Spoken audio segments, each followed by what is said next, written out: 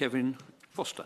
Well, thank you, Mr Henderson. It's an absolute pleasure to serve under your chairmanship. And in starting, I'd like to congratulate my honourable friend and fellow Jana, the member for East Devon, on securing this debate. You know, Mr Henderson, it is worth recalling where our water quality was back in the mid-1980s. For decades, the South West had some of the cheapest water bills in the country for one simple reason. We used to just dump all our sewage straight into the sea, with no real investment having been made to end that practice until that time. So it does have to be said, those who try and pretend that public ownership innately means great standards of environmental practice do need to think again. But there has been major investment since those times, but it is another initiative started under the coalition government that has brought the issue of water quality back into the headlines. Back in 2013, only 7% of storm overflow outlets had any monitoring on them. As of the end of last year, 100% do. Put simply, the issue and their use has always existed, but it was simply ignored, not monitored. Now, bathing water quality is vitally important for Torbay, especially given the popularity of water sports and sea swimming for both residents and tourists. And it's an issue I've done some considerable work on since being elected. Achievements so far include the completion of a major project at Tor Abbey Sands by South West Water to ensure our bay met the tougher legal bathing water standards which have come in since my election in 2015, and these standards remain in place today. Now, for background, the majority of beaches in Torbay have outstanding bathing water quality, with 11 of the 15 registered beaches in the English Riviera classified as excellent for water quality in 2023.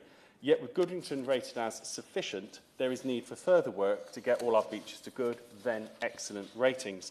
So, to push forward action in the Bay, over the last year I've met with the Chief Executive of South West Water at Meadfoot Beach, which actually does not have an outlet on it, despite some claims, and their Chief Operating Officer at Goodrington Beach to discuss water quality across the Bay and the next steps to invest in it. During my most recent meeting, South West Water recognised the popularity of bathing at Goodrington and the need to improve its water quality rating, with me pushing them for a target of the water quality being rated excellent by 2030, and to be fair to them, this being agreed.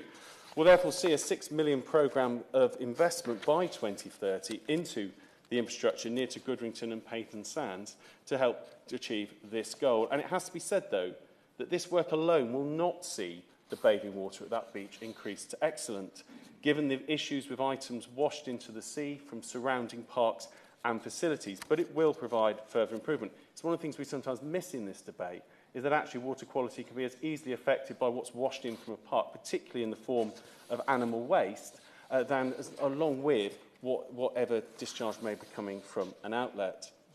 I'd also say that the plan for Goodrington and Payton is part of a £27 million plan for investment in the Bay between now and 2030, with the clear goal of excellent at all our beaches.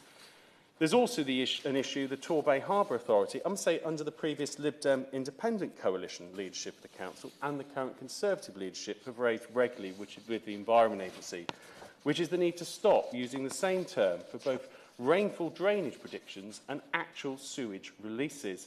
This is to create clarity for residents and ensure investment is targeted at sewage releases and end any misleading presentations of data by third parties. So, Mr Henderson, I look forward to the Minister's response and would ask you to cover some specific points. The first is what work will be done to hold South West Water to the commitments they have made to invest in further improvements in water quality. Two, alongside the wider plans for our region, how will local communities be able to hold South West Water and other partners, such as local councils, to pledges like the ones recently made relating to Goodrington and Payton Sands? And finally, what steps will he take with the Environment Agency to create greater clarity about what is rainwater draining from land and what is an actual sewage spill? This with the aim of bringing clarity for the public and focus for resource investment. Ms Henderson, progress has been made, but there is more to do, and we do need to keep a focus on this issue and ensure that our water company is held to account to ensure the progress residents expect to see is delivered.